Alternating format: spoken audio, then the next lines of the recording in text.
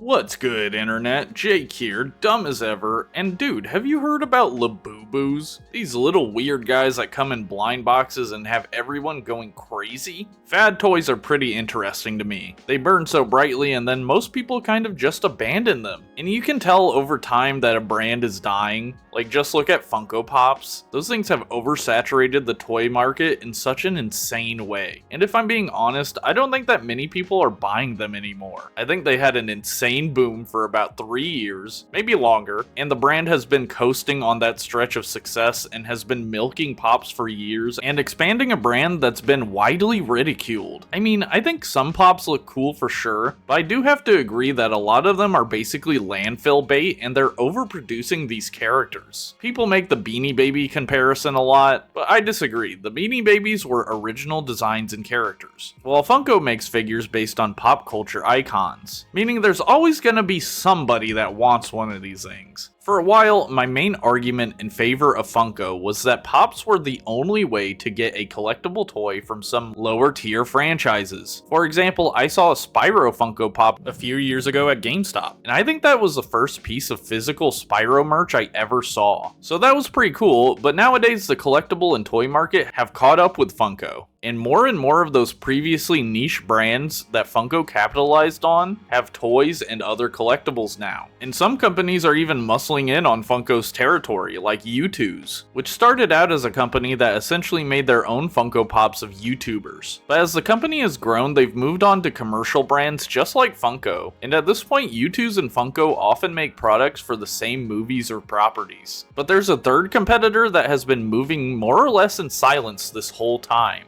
Tubbz. Tubbz is a line of vinyl toys designed to look like rubber ducks dressed as various pop culture characters, ranging from video games to movies to music. Tubbz first launched in 2019 with the launch lineup of some pretty well-known brands like DC, Lord of the Rings, and Ghostbusters, as well as a solid lineup of video game characters from titles like Street Fighter, Borderlands, and even Spyro. Tubbz was created by Numbskull, a company based in the UK that has been making video game paraphernalia for many years. Before Tubbz, they were making stuff like Sonic socks and Fallout mugs, though I was jump scared by one of their items I actually used to own, the PlayStation 1 wallet. I used this wallet for a fat minute, and I only stopped using it because it was starting to look like one of the withered FNAF animatronics. But anyway, Tubbz came from Numbskull's desire to have a collectible range that can fit any character. And the idea to make rubber ducks came from the Numbskull team encountering a knockoff toy with a similar idea. And they basically said, hey, we can do this, but better. Originally, the line was called Tubbz, a portmanteau of the words tub and buddies, but they couldn't use that name, I'm going to assume because of the Teletubbies, so the name was changed to Tubbz. At some point, they also abandoned the idea of making these actual rubber ducks that can float. While they do a great job of looking like rubber, the ducks are actually hard vinyl and can't float at all. When I first learned that Tubbz are not actual rubber ducks and can't float, I kinda threw up my hands. Like, what's the actual point of a rubber duck if not to float?